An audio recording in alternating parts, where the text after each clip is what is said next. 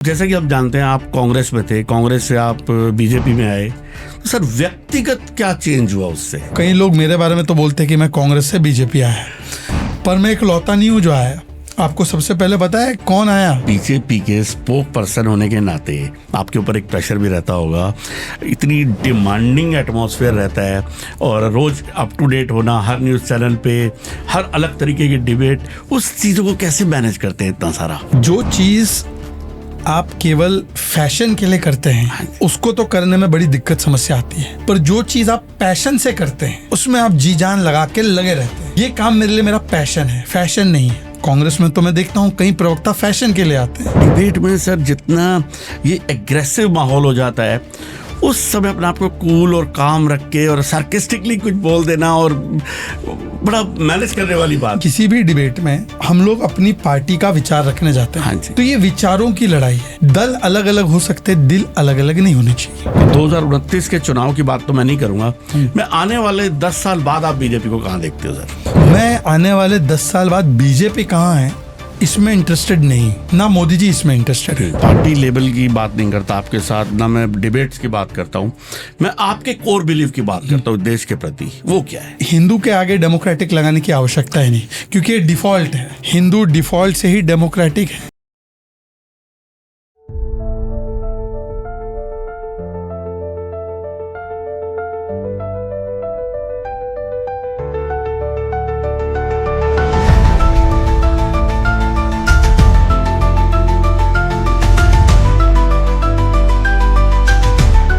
नमस्कार दोस्तों, स्वागत है मेरे चैनल द डेमोक्रेटिक हिंदू में।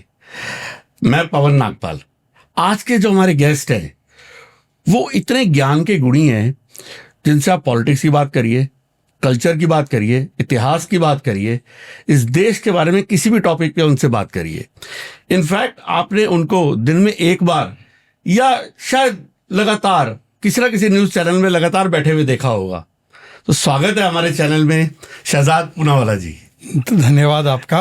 वैसे मैं ज्ञान का गुणी नहीं हूँ, ज्ञान के सागर केवल पवन पुत्र हनुमान है। Thank you sir, thank you so much. और जैसे कि आप जानते हैं सर, मैं बहुत एक्साइटेड हूँ आपको बुलाने के लिए। मेरा भी ये सौभाग्य है कि मुझे आपके यहाँ पे आने का मौका मिला। वैसे आपके चैनल का नाम है डेमोक्रेटिक हिंदू। यस। हिंदू के आगे डेमोक्रेटिक लगाने की आवश्यकता ही नहीं, क्योंकि ये डिफॉल्ट है। हिंदू डिफॉल्ट से ही डेमोक्रेटिक है, हिंदू डिफॉल्ट से ही सेकुलर है। हिंदू का मतलब ही ये है, इसीलिए भारत में हिंदू मेजॉरिटी में है तो ये डेमोक्रेसी है, हिंदू मेजॉरिटी में है तो सेकुलरिज्म टिका हुआ है। वरना इर्द गिर्द देख लीजिए, जहाँ पर अफगानिस्तान में कोई डेमोक्रेसी नहीं, कोई सेकुलरिज्म नहीं, पाकिस्तान में नहीं, चीन में नहीं। तो हिंदू होना ही डेमोक्रेटिक और सेकुलर होने की गारंटी है। Correct sir. जिस वक्त मैंने ये नाम रखा था, मैंने यही सोच के रखा था कि आज की कहीं ना कहीं हमारे को ये बात बतानी पड़ती है। हिंदू और सनातन डेमोक्रेसी की जननी है। अक्सर क्या कहा जाता है, world's oldest democracy, world's largest democracy, ऐसा बोला जाता है। डेमोक्रेसी की जननी, लोकतंत्र की जननी मतलब भारत और भारतीयता और हिंदू। आप देखिए, हजारों वर्ष पहले हमारे पुराण हैं, हमारे जो सांस्कृतिक धरोहर है, हमारी समिति सभा की कॉन्सेप्ट है। तमिलनाडु से लेकर अलग अलग जगहों के जो मंदिर है उनके शिलाओं पर देखिए, तो वहाँ पर आपको मिलेगा कि किस प्रकार से समिति और सभा का कॉन्सेप्ट और डेमोक्रेसी का कॉन्सेप्ट हमने पहले से ही अपनाया हुआ है। करेक्ट सर, बिल्कुल ठीक, बिल्कुल ठीक सर। अब इसी को सर आगे बढ़ाते हुए आपसे एक चीज़ पूछूंगा। आप जैसा कि आप जानते हैं, आप कांग्रेस में थे, कांग्रेस से आप बीजेपी में आए, तो सर व्यक्तिगत क्या चेंज हुआ उससे? देखिए, सबसे पहले तो कई लोग मेरे बारे में तो बोलते हैं कि मैं कांग्रेस से बीजेपी आया, पर मैं एक लौता नहीं हूँ जो आया। आपको सबसे पहले पता है कौन आया? हाँ जी। कांग्रेस से, और जिन्होंने आरएसएस की स्थापना की, हाँ जी, डॉक्टर हेडगेवार जी कांग्रेस में ही थे एक समय पे। अच्छा जी। जी। तो ऐसा है कि कांग्रेस एक बहुत बड़ा एक दल हमेशा से रहा है, और जब आज़ादी स्वतंत्रता की लड़ाई लड़ी गई तब वो एक स्पेशल पर्पस व्हीकल भी था। परंतु कांग्रेस में कई सारी विकृतियां आई, और वो कांग्रेस जो महात्मा गांधी जी की थी वो तो समाप्त हो चुकी है। अब जो कांग्रेस हम देख रहे हैं वो इंदिरा गांधी, और आज की तारीख में तो ये राहुल गांधी की कांग्रेस है।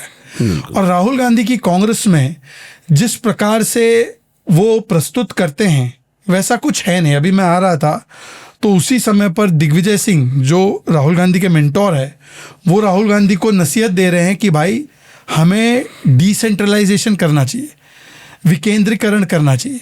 वैसे राहुल गांधी जी लोकतंत्र का ज्ञान पूरे देश को बांटते हैं, हाँ। पर अपनी ही पार्टी में लोकतंत्र मुक्त करके रखा हुआ है। इसीलिए आप देख सकते हैं कि केवल मैं नहीं बल्कि कांग्रेस में जो भी टैलेंटेड लोग थे, जो भी मेरिटोरियस लोग थे, हिमंता बिस्वा शर्मा जी की बात कीजिए, या आप देख लीजिए कि कई सारे और भी नेता थे, मिलिंद देवरा, अब देखिए शशि थरूर जी के साथ किस प्रकार से व्यवहार हो रहा है। बिल्कुल।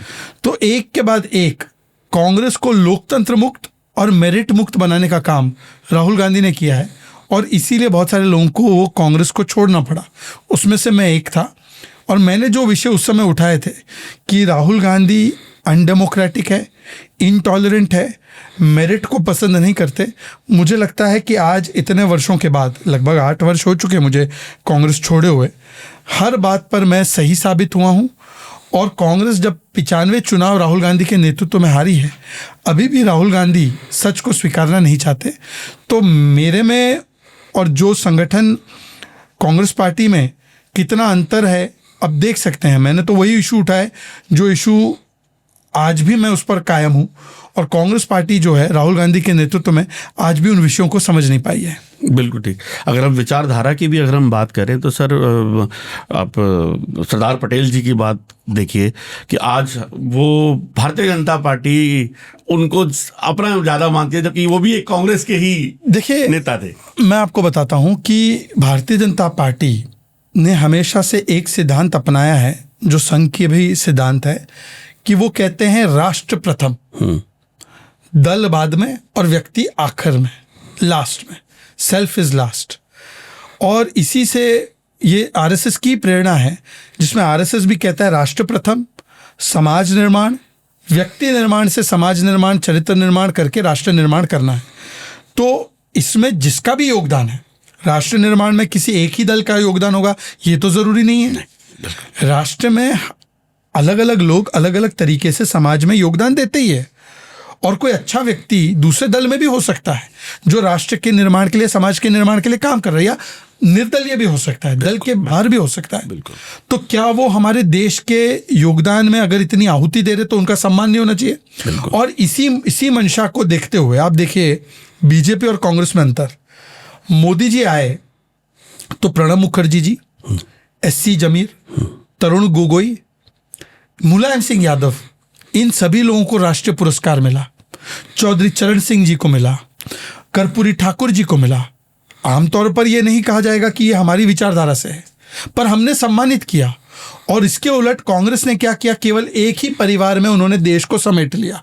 450 से 500 स्कीम, अवार्ड एक ही परिवार के नाम पे किए। यहाँ तक कि उन्होंने सरदार पटेल को भी कभी भारत रत्न नहीं दिया, उन्होंने बाबा साहब आम्बेडकर जी को भी भारत रत्न से वंचित रखा, उन्होंने नरसिम्हा राव जी को भी सम्मानित नहीं किया, उनका सम्मान हमने किया। अभी आप देखिए कि कुछ दिन पहले लखनऊ में राष्ट्रीय प्रेरणा स्थल में हमने अटल बिहारी वाजपेयी जी, श्यामा प्रसाद मुखर्जी जी, दीनदयाल उपाध्याय जी, इनकी प्रतिमा का अनावरण किया जी। साथ में हमने केवल उनका नहीं किया, भगवान बिरसा मुंडा जी, जिनको कांग्रेस ने अनदेखा किया, उनके जन्म जयंती को हमने जनजातीय गौरव दिवस के रूप में मनाया, उनकी प्रतिमा का अनावरण झारखंड में किया। 10 ट्राइबल म्यूजियम बनाए, देश की प्रथम आदिवासी महिला राष्ट्रपति भारतीय जनता पार्टी एनडीए की सरकार ने बनाया। हमने हैं पटेल साहब की 182 मीटर की प्रतिमा बनाई, दुनिया की सबसे बड़ी प्रतिमा। हमने संत रविदास जी को सम्मान दिया, हमने महाराजा सुहेलदेव को सम्मान दिया, हमने अंबेडकर जी के 5 तीर्थ, मऊ से लेकर, मुंबई से लेकर, लंदन से लेकर, चैत्य भूमि से लेकर हर जगह को संवारने का काम भारतीय जनता पार्टी ने किया। इंटरनेशनल अंबेडकर सेंटर जनपथ में बनाया। ये सारी चीजें हमने की। कांग्रेस ने केवल एक परिवार को इतनी तरजीह दी कि भारत में छोड़ो, दुनिया में छोड़ो, जब जवाहर पॉइंट उन्होंने चांद पे भी अगर टच पॉइंट हुआ चंद्रयान का तो उसका नाम जवाहर पॉइंट रखा। क्या जवाहरलाल नेहरू एस्ट्रोनॉट थे? खेल रत्न का भी नाम उन्होंने राजीव गांधी के नाम पर रखा। हमने उसको चेंज करके हमने रखा खिलाड़ी के नाम पर, ध्यानचंद जी के नाम पर। तो ये हम में और उनमें अंतर है। हम तो देश के हर व्यक्ति को जिससे प्रेरणा मिलती है उसको हम पुरस्कृत और सम्मान देते हैं, और ये लोग एक परिवार के बीच में ही समाये जाते हैं। इसीलिए अभी मदन मोहन मालवीय जी का भी जन्म जयंती था 25 तारीख को, केवल वाजपेयी जी का नहीं, हाँ जी, मदन मोहन मालवीय जी का भी जन्म जयंती, और वो कांग्रेस के अध्यक्ष भी थे। पर राहुल गांधी का एक ट्वीट मदन मोहन मालवीय जी के लिए भी नहीं आया। चलिए वाजपेयी जी के लिए तो भूल ही जाइए, वो तो नहीं मानते, पर ये हम में और उनमें अंतर है। हमने तो मदन मोहन मालवीय जी को भी सम्मानित किया, इंदिरा जी को भी सम्मानित किया। एक और आपको उदाहरण देता हूँ, कांग्रेस ने केवल एक परिवार के मेमोरियल बनाए, मोदी जी आए तो उन्होंने सभी प्रधानमंत्रियों के संग्रहालय बनाए। बिल्कुल, प्रधानमंत्री संग्रहालय में हर प्रधानमंत्री, चाहे जितना भी छोटा कार्यकाल क्यों ना हो, उनके कार्यकाल को याद करने का और उसको प्रस्तुत करने का काम मोदी जी ने करवाया, बेहद आधुनिक बनाया, बेहद आधुनिक बनाया। बिल्कुल, चाहे देवेगौड़ा जी का कार्यकाल हो, आई.के. गुजराल का हो, नंदा जी का हो, चाहे इंदिरा जी का हो, राजीव जी का हो या वाजपेयी जी का हो, सबके कार्यकाल को हमने वहां पे दिखाया है। बिल्कुल। पर इन्होंने क्या किया, केवल नेहरू मेमोरियल और इंदिरा मेमोरियल। बिल्कुल ठीक सर, बिल्कुल ठीक। तो सर यही इसी से जुड़ा हुआ मैं आपको एक अगला सवाल करूंगा जो मेरा एक पर्सनल करना चाहता था कि जिस फैमिली से आप आते हैं, जिस बैकग्राउंड से आप आते हैं, आप एक सच्चे देशवासी है, इसमें कोई शक की बात नहीं है, लेकिन ये जो सनातन का ज्ञान और इतनी हमारी कल्चर की नॉलेज, इसकी शुरुआत कहाँ से? देखिए, सबसे पहले तो मैं ये कभी दावा नहीं करता कि मेरे पास बहुत ज़्यादा ज्ञान है।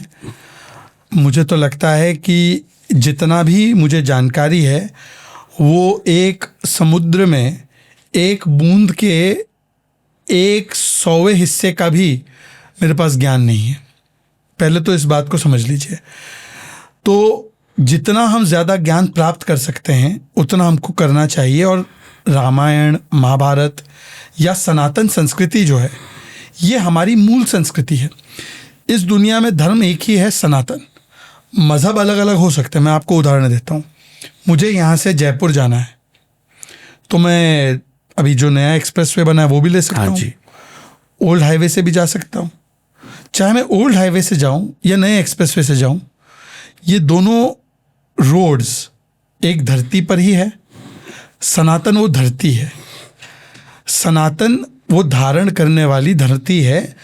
मार्ग अलग अलग हो सकते हैं, मार्ग मज़हब है।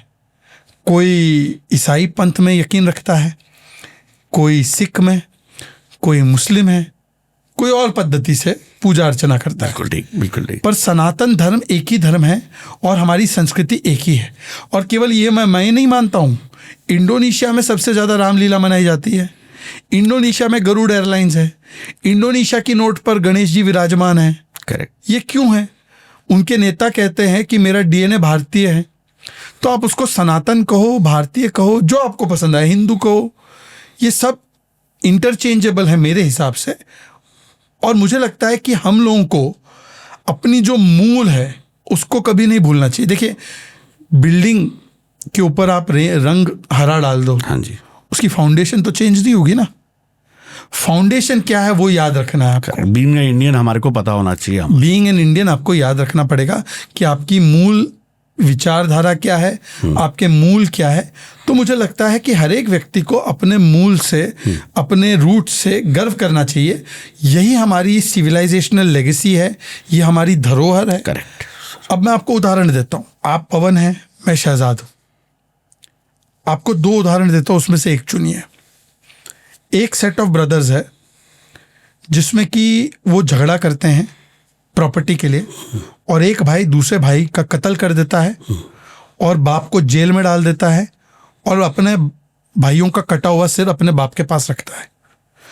दूसरे सेट ऑफ ब्रदर्स है, प्रॉपर्टी की जब बात आती है डिस्ट्रीब्यूशन की, तो बड़ा भाई छोटे भाई से बोलता है पिता के आग्रह पे, माता के आग्रह पे, कि यार सारी चीज़ें आप रख लो, मैं चलता हूँ 14 साल के लिए वनवास में। तो छोटा भाई बोलता है कि भाई आप चाहेंगे तो मैं भी इस गद्दी पर नहीं बैठूंगा, मैं खड़ा रख के इस गद्दी को चलाऊंगा। अब आप बताइए कि आपको कौन सा उदाहरण आपके लायक लगता है, आपके परिवार के लायक? कौन सा उदाहरण? राम। मैंने नाम नहीं लिया, आप बताइए उदाहरण, पहला उदाहरण या दूसरा लगता है। बिल्कुल बिल्कुल, दूसरा उदाहरण यही चाहिए। दूसरा उदाहरण, अगर आप मोहम्मद से भी पूछेंगे, कोई भारतीय मुसलमान से पूछेंगे कि ए मोहम्मद रुक, ए अकबर रुक, तुझे ये पहला वाला एग्जाम्पल चाहिए या दूसरा वाला एग्जाम्पल चाहिए अपने घर में, तो बोलेगा मुझे दूसरा वाला एग्जाम्पल चाहिए। बिल्कुल। आप किसी अमित को बोलोगे अरे अमित तुझे कौन सा एग्जाम्पल चाहिए तेरे घर में, तो बोलेगा मुझे दूसरा वाला चाहिए। आप किसी एंटनी को पकड़ोगे, अरे एंटनी बता तुझे पहला वाला एग्जाम्पल चाहिए दूसरा वाला चाहिए, वो बोलेगा भाई मुझे दूसरा वाला चाहिए, मानवता वाला चाहिए सब। तो एक है औरंगजेब और बाबर वाली मानसिकता, एक है प्रभु श्री राम वाली मानसिकता। घर में हर कोई बोलेगा कि मेरे घर में औरंगजेब नहीं, बाबर नहीं, मेरे घर में राम पैदा हो, चाहे वो मोहम्मद हो, चाहे वो अमित हो, चाहे वो एंटनी हो। बिल्कुल ठीक। तो भाई शहजाद भी चाहेगा कि उसके घर में राम आए, पवन भी चाहेंगे उसके घर में राम आए। कौन उसके घर में औरंगजेब राम रखना चाहता है? आप बताओ ना, कौन रखता है अपने बेटे का नाम औरंगजेब? अच्छा चलिए मैं आपको दूसरा उदाहरण देता हूँ। जनरल डायर के बारे में पता है? बिल्कुल जी। जलियांवाला बाग। बिल्कुल। General Dyer. हाँ जी। आप अपने बेटे का नाम डायर रखोगे क्या? नहीं रखोगे ना। नहीं। अगर कोई आक्रांता है, अगर किसी ने नरसंहार किया है, अगर किसी ने अत्याचार किया है, कोई भी अपने बेटे का नाम डायर या हिटलर नहीं रखना चाहता। पर यह कहना इसका मतलब ये थोड़ी है कि एंटी क्रिश्चियन हो गए भाई। अगर मैं कहूं कि औरंगजेब आदर्श नहीं है, हमारे आदर्श राम है, हमारे आदर्श कृष्ण है, ये एंटी मुस्लिम कैसे हो गया? औरंगजेब को क्यों जोड़ते हो मुसलमान से? आप जोड़ो एपीजे अब्दुल कलाम को मुसलमान से, बिल्कुल। आप जोड़ो वीर अब्दुल हामिद को मुसलमान से, आप जोड़ो उस्ताद बिस्मिल्लाह खान को मुसलमान से, उनको नहीं जोड़ना है। ये वोट बैंक वाले जो है औरंगजेब और टीपू सुल्तान को जोड़ना चाहते हैं, जो आक्रांता है। बिल्कुल बिल्कुल। और सर बीजेपी के स्पोक पर्सन होने के नाते आपके ऊपर एक प्रेशर भी रहता होगा, इतनी डिमांडिंग एटमॉस्फेयर रहता है और रोज अप टू डेट होना, हर न्यूज़ चैनल पे हर अलग तरीके की डिबेट, उस चीज़ों को कैसे मैनेज करते हैं इतना सारा? देखिए, जो चीज़ आप केवल फैशन के लिए करते हैं, हाँ जी, उसको तो करने में बड़ी दिक्कत समस्या आती है। पर जो चीज़ आप पैशन से करते हैं, करेक्ट, उसमें आप जी जान लगा के लगे रहते हैं, करेक्ट, सब कुछ झोंक देते हैं। तो फैशन के लिए जो कुछ होता है उसमें तो आपको बहुत समय निकाल कर, मन आपका लगता नहीं है तब भी मन को मना कर आपको करना पड़ता है। ये काम मेरे लिए मेरा पैशन है, फैशन नहीं है। अब कई नेता है कांग्रेस में तो मैं देखता हूं कई प्रवक्ता फैशन के लिए आते हैं, फैशन बहुत उनका अच्छा, कपड़ा एकदम सुंदर। आपके बहुत बढ़िया सार्केस्टिक जवाब भी देखे। नहीं, मैं सार्केज्म नहीं कर रहा हूँ, मैं आपको हकीकत बता रहा हूँ। आप इसको पॉलिटिक्स में भी ले सकते हैं, हाँ जी, या कोई और फील्ड में भी ले सकते हैं। कुछ लोग बिजनेस फैशन के लिए करते हैं, कुछ लोग पैशन से करते हैं। और जो फैशन और पैशन का अंतर है ना, वो कंपनी की परफॉर्मेंस में पता चल जाता है। करेक्ट। हमारे लिए भी पॉलिटिक्स फैशन नहीं है। एक महीना पॉलिटिक्स कर लो, फिर विदेश यात्रा निकल जाओ, फिर आओ पॉलिटिक्स कर लो, फिर विदेश यात्रा। हमारे वाले जो है मोदी जी, वो अब 2001 से लेकर अब 2025 हो गया, मुझे लगता है 8,500 दिन से ज़्यादा मुख्यमंत्री या प्रधानमंत्री के रूप में वो सेवा कर रहे हैं। एक दिन भी छुट्टी नहीं लेते, बिल्कुल ना लेने देते। बिल्कुल। आरएसएस है, एक दिन भी छुट्टी नहीं लेती है। हमारे संगठन के लोग हैं, नड्डा जी हैं, नितिन नवीन जी आए हैं, या संतोष जी है, एक दिन भी छुट्टी नहीं लेते हैं, क्योंकि उनके लिए पॉलिटिक्स पैशन है, मिशन है, विशन है। और दूसरों के लिए कमीशन है, करप्शन है, वेकेशन है, फैशन है। तो जो मेरे लिए पैशन है मैं लगातार लगा रहता हूँ, मुझे कोई उसमें अड़चन नहीं आती। बिल्कुल ठीक सर। लेकिन जो डिबेट में सर जितना ये एग्रेसिव माहौल हो जाता है, उस समय अपने आप को कूल और काम रख के और सार्केस्टिकली कुछ बोल देना और बड़ा मैनेज करने वाली बात। देखिए, इसमें दो तरीके से करते हैं। एक तो किसी भी डिबेट में हम लोग अपनी पार्टी का विचार रखने जाते हैं। हाँ जी। वो भी कोई सामने जो व्यक्ति आया है वो भी अपनी पार्टी का या अपनी संगठन का या अपने जो भी व्यूज है उसको रखने आया है, या पत्रकार के रूप में। बिल्कुल। तो ये विचारों की लड़ाई है। विचारों की लड़ाई व्यक्तियों की लड़ाई में नहीं होनी चाहिए। दल अलग अलग हो सकते, दिल अलग अलग नहीं होने चाहिए। मतभेद हो सकते, मन भेद नहीं होना चाहिए। बिल्कुल। और किसी के विचारों के अलग होने से उसकी कर्मठता पे, उसकी निष्ठा पर सवाल नहीं खड़े होते। पर ये छुआछूत की जो मानसिकता थी ये कांग्रेस ने शुरू की। उदाहरण के तौर पर राजनीतिक छुआछूत की बात कर रहा हूं। बड़े लंबे समय तक भाजपा के लोगों को या भाजपा को अछूत करके अलग कर दिया गया। वाजपेयी जी ने कभी भी कठिन से कठिन परिस्थितियों में भी नेता प्रतिपक्ष के रूप में देश के ऊपर सवाल खड़े नहीं किए। इमरजेंसी तक लगा दी इंदिरा जी ने। कभी भी वाजपेयी जी विदेश जाकर भारत की बदनामी करने नहीं गए। उल्टा नरसिम्हा राव जी ने जब बोला कि वाजपेयी जी आवश्यकता है कि बुलंद आवाज भारत के लिए बात करे, तो वाजपेयी जी ने भारत का पक्ष नरसिम्हा राव जी की सरकार में रखने के लिए वो यूनाइटेड नेशन गए। और आज की तारीख में आप देखिए कि नेता प्रतिपक्ष एलओपी लीडर ऑफ ऑपोजिशन नहीं, लीडर ऑफ प्रोपेगेंडा बन के भारत की बदनामी करने विदेश जाते हैं।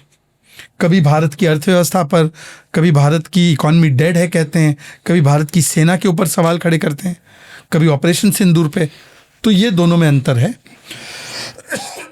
हमने कभी भी अपने राजनीतिक विरोध को देश विरोध में तब्दील नहीं होने दिया। और ये लोग परिवार हित को देश हित के ऊपर रखते हुए मोदी जी और बीजेपी से बैर करते करते देश से बैर करने लगते हैं। राहुल गांधी ने तो बोला है कि मेरा काम है इंडियन स्टेट के खिलाफ लड़ना। उनका एक बयान है कि इंडियन सेना की पिटाई हुई, जिस पर सुप्रीम कोर्ट ने उनको फटकार लगाई। उनका बयान है कि मोदी जी को लाठी डंडे से मारो। अभी उनकी पार्टी ने एक बयान दिया कि मोदी तेरी कब्र खुदेगी, आज नहीं तो कल खुदेगी। मोदी जी की माता जी को गाली देते, 150 गालियां मोदी जी को दी है। उनकी जाति, उनके चाय वाला पृष्ठभूमि को लेकर, उनके अलग अलग उनको भस्मसूर, नीच, गंगू तेली इस प्रकार की गालियां देना। तो ये दिखाता है कि उनके लिए अपना परिवार का हित देश हित के ऊपर है। तो ये अब अलग अलग लोग हैं, वो जो प्राथमिकता वो परिवार को देते हैं, हम देश को देते हैं। इतना पर्सनल और इतना नेगेटिव बोलना एक गलत है, जो कि हमारे देश के प्रधानमंत्री हैं। चलिए सर, मैं ये जानना चाहता हूँ कि 2029 के चुनाव की बात तो मैं नहीं करूँगा, मैं आने वाले 10 साल बाद आप बीजेपी को कहाँ देखते हो सर? देखिए, मैं आने वाले 10 साल बाद बीजेपी कहाँ है इसमें इंटरेस्टेड नहीं। ना मोदी जी इसमें इंटरेस्टेड है, ना नड्डा जी इसमें इंटरेस्टेड है, ना नितिन नवीन जी इसमें इंटरेस्टेड है, ना संतोष जी इसमें इंटरेस्टेड है। हम आने वाले 10 साल में भारत और भारत के लोग कहाँ हैं उसमें इंटरेस्टेड है। और भारत अगर बढ़ेगा, भारत के लोग बढ़ेंगे, तो भारतीय जनता पार्टी निश्चित रूप में उसमें सेवा देने के स्थान पर जरूर रहेगी। हम देखते हैं कि भारत आने वाले 10 वर्षों में दुनिया की तीसरी सबसे बड़ी अर्थव्यवस्था के रूप में होगा, एक इकोनॉमिक पावर हाउस के रूप में होगा, एक इकोनॉमिक और मिलिट्री और डिप्लोमेटिक सुपर पावर बनने की राह पर होगा, विकसित भारत के 2047 के हमारे लक्ष्य के बहुत करीब पहुंचने की कगार पर होगा। और भारत पूरी दुनिया को वसुदैव कुटुंबकम का संदेश देने की स्थिति में होगा, और जो हमने हजारों वर्षों से दिया भी है। और भारतीय जनता पार्टी भारत के इस मिशन में भारत के लोगों को और भारत को बढ़ाने में अपना योगदान देती रहेगी। अब इसमें हमें जनता आशीर्वाद देती रहेगी, तो 3 बार सरकार बन चुकी है, आगे भी हमारी सरकार बनेगी। पर सरकार आती है जाती है, देश हमेशा बढ़ना चाहिए, हम देश के लिए लगे रहेंगे। सर, मैं पार्टी लेवल की बात नहीं करता आपके साथ, ना मैं डिबेट्स की बात करता हूं, मैं आपके कोर बिलीफ की बात करता हूं देश के प्रति। वो क्या है? देखिए, मेरा कोर बिलीफ इस देश के प्रति ये है कि दुनिया को हजारों वर्षों तक अगर किसी एक देश, एक भूभाग ने हमेशा से ज्ञान का प्रकाश, शांति का संदेश और भाईचारे का संदेश दिया है, तो वो केवल भारत ने दिया है। और भारत ने कभी भी किसी पर भी ना आक्रमण किया है। भारत ने हमेशा बंधुत्व का और वसुदैव कुटुंबकम का एक संदेश दिया है। और इसीलिए आप देखें कि जब भारत एक ऊंची श्रेणी पर अर्थव्यवस्था के रूप में था, तो तब भारत की जो स्थिति थी, तब दुनिया की भी स्थिति किस प्रकार की थी। दुनिया में भी प्रॉस्पेरिटी थी, दुनिया में भी संपन्नता थी। और आज अगर पूरी दुनिया को फिर से उसी तरीके से संपन्न होना है, तो फिर से भारत को उसी श्रेणी में, उसी दर्जे पर, उसी जगह पर पहुंचना पड़ेगा। क्योंकि भारत ही दुनिया में लोकतंत्र की गारंटी है, भारत ही दुनिया में संपन्नता की गारंटी है, भारत ही दुनिया में अमन और शांति की गारंटी है, क्योंकि भारत की मूल विचारधारा ही सबको साथ में लेकर चलने की और पूरे विश्व को एक कुटुंब के रूप में देखने की है। पूरी दुनिया में लड़ाई झगड़ा क्या है? पूरी दुनिया में लड़ाई झगड़ा है कि भाई मेरा तरीका सही है, आपका तरीका गलत है, तो मारकाट हो रही है। पूरी दुनिया में कोई किसी पर आक्रमण कर रहा है, आर्थिक रूप से कुछ पाने के लिए या अपनी जो विचारधारा है उसको थोपने के लिए। एकलौता भारत ही है जो ना विचारों को थोपना चाहता है, ना आर्थिक रूप के लिए दूसरों के ऊपर आक्रमण या शोषण करता है। केवल भारत का ही ये इतिहास है। और मुझे लगता है इसीलिए G20 में भी आपने देखा होगा कि हमने किस प्रकार का संदेश दिया था पूरी दुनिया को, और वही संदेश लगातार भारत जो है आने वाले वर्षों में फिर से देगा। और भारत का राइज मतलब दुनिया का राइज। बिल्कुल ठीक सर। आपको हम सक्रिय राजनीति में कब देखने वाले हैं? मैं तो सक्रिय राजनीति में ही हूँ, और इससे ज्यादा सक्रिय क्या हो सकता हूँ? भारतीय जनता पार्टी का राष्ट्रीय प्रवक्ता हूँ। सक्रिय हम लोकसभा में, देखिए ऐसा है कि मैं समझ गया आपका सवाल। हाँ, आमतौर पे हम लोग क्या गलती करते हैं कि हमको लगता है कि सांसद बन गए, लोकसभा, राज्यसभा, विधायक बन गए, कॉर्पोरेटर बन गए, मेयर बन गए, पद मिल गया, तो हम लोग इसी से अपने आप को जोड़ते हैं। मैं कभी भी राजनीति में और सामाजिक जीवन में पद के पीछे नहीं, कद के पीछे भागता हूँ। कद बढ़ेगा तो पद आएगा, और अगर कद बढ़ेगा तो चाहे पद हो ना हो, आपको लोग सुनेंगे, आपको लोग सम्मान देंगे।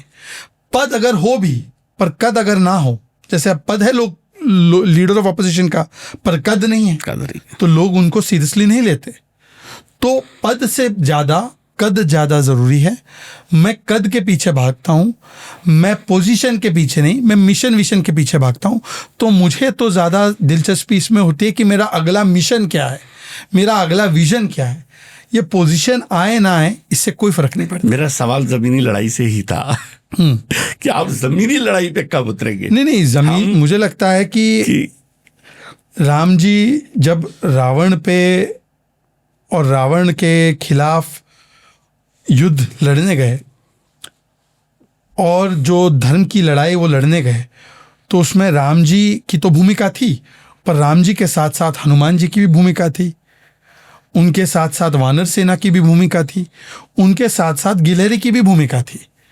गिलहरी भी छोटे छोटे दाने ले जा रही थी राम सेतु बनाने के लिए।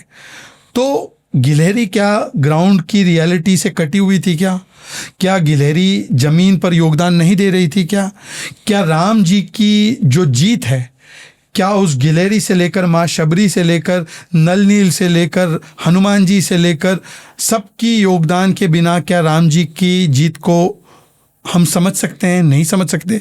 तो इसीलिए मेरा योगदान गिलहरी की तरह है, और गिलहरी की तरह मैं उसको करता रहूँगा। बहुत बढ़िया सर। और हम देख रहे हैं आपको लगातार करते हुए काम, और कितनी बिंदास और कितने ही कितना अच्छा। मेरा योगदान केवल तब होगा जब मैं सांसद बनूंगा। हाँ। ये मूल धारणा ही गलत है। ये सोचना चाहिए कि मैं जो हूं जहां हूं उसमें मैं कितना योगदान दे सकता हूं। बिल्कुल ठीक। हम लोग अक्सर, मैं लाइफ के लिए भी कह रहा हूं, केवल पॉलिटिक्स के लिए नहीं, हाँ जी, लाइफ में भी एक लेसन हमको समझना चाहिए। Designation is a function of your work and mission and passion. Correct. Designation लेकर कुछ नहीं होता। आपको मैंने कल बना दिया कि आप एप्पल के सीईओ, उससे आप एप्पल के सीईओ बन जाओगे क्या? मैंने दे दिया आपको डेजिग्नेशन। जब तक आप उस काम को नहीं करोगे, करके दिखाओगे, और अगर मान लीजिए आप काम कर रहे हो और मैंने आपको डेजिग्नेशन नहीं दिया, क्या उससे आपका कुछ घटेगा? नहीं। तो काम क्या करते हैं, क्या कंट्रीब्यूट करते हैं, ये जरूरी है। हम कंट्रीब्यूशन छोड़ के पोजीशन के पीछे ही भागते हैं। हमें पोजीशन दो, पोजीशन दो, पोजीशन दो, और जब तक पोजीशन नहीं आता तब तक रिकग्निशन नहीं आता। भाई पोजीशन से रिकग्निशन नहीं आती, वर्क से रिकग्निशन आती है। करेक्ट। आपने सोचा था नितिन नवीन जी हमारे राष्ट्रीय अध्यक्ष बन सकते? अगला सवाल था नहीं, आपने सोचा था? मैंने सोचा था, और मुझे यकीन था कि नितिन नवीन तो क्या, नितिन नवीन जी कार्यकर्ता है। हाँ जी। मैंने ये सोचा था कोई कार्यकर्ता ही बनेगा, क्योंकि भाजपा कार्यकर्ता आधारित पार्टी है। कुछ पार्टी परिवार आधारित, कुछ जाति आधारित है। हमारी पार्टी कार्यकर्ता आधारित है, तो इस पार्टी में एक पंचायत से उठा हुआ व्यक्ति मुख्यमंत्री बन सकता है। भजन लाल, लोग कहते हैं पर्ची वाला मुख्यमंत्री है ना, ये बेशरम लोगों को पता नहीं कि वो व्यक्ति पंचायत से उठा हुआ है, सरपंच था। सरपंच से सीएम बनाने की अगर ताकत है तो केवल भाजपा में है, बिल्कुल कोई और पार्टी नहीं बना सकती। कोई बाकी पार्टी में तो ये देखते हैं भाई जन्म किस घर में हुआ, अच्छा मुलायम सिंह का बेटा है तो बनेगा, ये राहुल गांधी है तो बनेगा। हमारे यहाँ सरपंच बनता है सीएम, उसको पर्ची वाला बोलते हैं आप।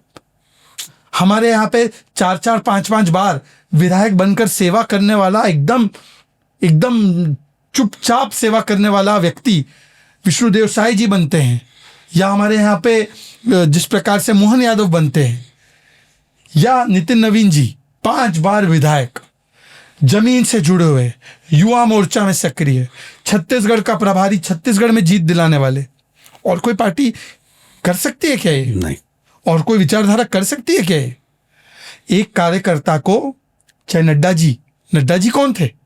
कार्यकर्ता सामान्य, अरे वहां पे तिरंगा लेकर जाना, वहां पर जम्मू कश्मीर में तिरंगा फहराने चला जाना, वो बूथ लेवल पे पोस्टर लगाने का काम ये अमित शाह जी करते थे। मोदी जी स्कूटर चलाते हुए कॉरपोरेशन के चुनावों की कैंपेनिंग कर रहे थे। और कौन सी पार्टी है जो ये कर सकती है भाई? और हमारी पार्टी में किसी के लिए कोई जगह रिजर्व नहीं। एक समय था, वाजपेयी जी, अडवाणी जी थे, मुरली मनोहर जोशी जी आए, गडकरी जी आए। किसको पता था गडकरी जी बनेंगे? राजनाथ जी आए, अमित शाह जी आए, नड्डा जी आए, नितिन नवीन जी आए। और नितिन नवीन जी का बेटा बनेगा जरूरी नहीं है। ये हमारी पार्टी है, कार्यकर्ता आधारित। सर, इससे लगता नहीं कि हम कुछ अपने सीनियर नेता को कुछ नाराज कर रहे हैं या कुछ? क्यों नाराज होंगे? कौन नाराज होगा? सब कार्यकर्ता है, कौन नाराज? मतलब आप खुल के पूछिए। नहीं, मैं खुल के ये जानना चाहता हूँ कि जिस तरीके से नाम आ रहे थे बीजेपी, भारतीय जनता पार्टी के नेशनल अध्यक्ष के, जो सुर्खियों में थे, जिनकी एक, मैं नाम नहीं लूंगा, जिनकी रातों रात सिक्योरिटी भी एक बढ़ा दी गई थी, तो क्या लगता नहीं कि हम... आपने उनसे जाके पूछा क्या कि उनको लग रहा था कि वो बन रहे हैं और वो नाराज है? नहीं। देखिए, हर पार्टी में, और हमारी पार्टी में तो उससे ज्यादा, सबसे ज्यादा हर कार्यकर्ता का दायित्व पार्टी तय करती है। हर कार्यकर्ता की जिम्मेदारी पार्टी तय करती है। मैं प्रवक्ता इसलिए नहीं हूं क्योंकि शहजाद पूनावाला प्रवक्ता बनना चाहता है। पार्टी चाहती है मैं प्रवक्ता बनूं, मैं प्रवक्ता हूं। कल पार्टी चाहेगी कि शहजाद पूनावाला को प्रवक्ता पद से हटा के उसको दूसरी जिम्मेदारी दो, तो वो दूसरी जिम्मेदारी करनी पड़ेगी। वो बोलेंगे बूथ पे जाकर बैठो, तो बूथ पे जाकर बैठना पड़ेगा। वो बोलेंगे जनरल सेक्रेटरी बनना है, तो जनरल सेक्रेटरी बनना पड़ेगा। पार्टी जो तय करती है, किसी को मंत्री बनाती है, किसी को कार्यकर्ता बनाती है, किसी को प्रवक्ता बनाती है, किसी को अध्यक्ष बनाती है, किसी को और कोई दायित्व देती है, प्रभारी बनाती है। तो पार्टी में जिम्मेदारी तो पार्टी तय करेगी ना। बिल्कुल। अगर मैं व्यक्तिगत रूप से मैं अपनी जिम्मेदारी तय करना शुरू कर दूं, तो हर व्यक्ति को लगेगा मैं अध्यक्ष बनूंगा। बिल्कुल ऐसा नहीं होता ना, हमारी पार्टी में ऐसा कोई विचार रखता भी है। और मैं तो कहता हूं जो सबसे ज्यादा बड़े पदों पर बैठे हैं वो तो और भी कर्तव्यनिष्ठ भाव से और समर्पण भाव से बने हुए हैं। वो तो ये नहीं सोचते कि भाई मुझे क्या मिलेगा, वो तो ये सोचते हैं मैं क्या दे सकता हूं। तो ये उनकी मूल विचारधारा है, जिसकी वजह से पार्टी भी सोचती है कि इनका दायित्व मंत्री के रूप में है, इनका दायित्व मुख्यमंत्री के रूप में है, इनका दायित्व कार्यकारी अध्यक्ष के रूप में। और कोई किसी को, कल तक जो व्यक्ति, हो सकता है नितिन जी को, नवीन जी को नितिन बुलाते होंगे, आज वही व्यक्ति उनको राष्ट्रीय अध्यक्ष जी बुलाते हैं। बिल्कुल मेरी आंखों के सामने मैंने देखा है। उनसे कहीं ज्यादा सीनियर, उनसे कहीं ज्यादा बड़े ओहदे में रहे होंगे अब तक, पर जैसे ही उनको दायित्व दिया गया, राष्ट्रीय अध्यक्ष जी। कद आपने देखा जब कार्यकारी अध्यक्ष जी का आगमन हुआ भाजपा के कार्यालय में, बिल्कुल कौन खड़ा था? हाँ, शाह साहब खुद खड़े थे। 10 मैं उधर ही था। हाँ जी, क्योंकि उनको आने में डिले हो गया, क्योंकि गली गली जगह जगह पे इनका स्वागत होना था। हाँ जी, बिहार से आ रहे थे वो लौट के। तो अमित शाह जी, नड्डा जी, संतोष जी, बड़े से बड़ा मंत्री, हाँ जी, 15 मिनट तक रुका गेट पे। बिल्कुल बिल्कुल, स्वागत करने के स्वागत के लिए। बहुत बड़ी बात है। ये केवल बीजेपी में पॉसिबल है और किसी दल में ये पॉसिबल नहीं है। खड़गे जी के स्वागत में रुकेंगे क्या राहुल गांधी? तो खड़गे जी की इतनी छोटी फोटो डालते हैं और राहुल जी जो कोई पद पे नहीं उसकी इतनी बड़ी फोटो आती है। बिल्कुल। तो सर हमारी तो शुभकामनाएं हैं, हम आपको भी इस तरीके देखें, इसी तरह आपका भी कद बढ़ता रहे। कद बढ़ना चाहिए, पद जो आए ना आए ये सब पार्टी के विचारों हमारे पार्टी में फीडबैक मैकेनिज्म भी बहुत स्ट्रांग है, हाँ जी, अकाउंटेबिलिटी भी बहुत स्ट्रांग है, डिसिप्लिन भी बहुत स्ट्रांग है और डेमोक्रेसी भी बहुत स्ट्रांग है। करेक्ट। यहाँ पे हर एक की सुनवाई, हर एक की कार्रवाई, हर एक पर देखते हैं कि कौन कहाँ पे एक्टिव है और हर चीज समय से मिलता रिपोर्ट है। कार्ड तैयार होता है हर सबका, के। हर एक व्यक्ति। बिल्कुल। तो यहाँ पर परसिस्टेंस, परिश्रम, परफॉर्मेंस की अहमियत है। बिल्कुल परिवार कुछ भी हो, बिल्कुल ठीक। परसिस्टेंस, परफॉर्मेंस और परिश्रम रहेगा तो ये पार्टी आपको बहुत रिवॉर्ड भी देगी और आपको पार्टी पद से भी सम्मानित करेगी, कद से भी सम्मानित करेगी। बिल्कुल बिल्कुल सर, और बहुत बहुत शुक्रिया आपका मेरे शो में आने के ये लिए। मेरा सौभाग्य है कि आपके साथ बातचीत करने का मुझे अवसर मिला।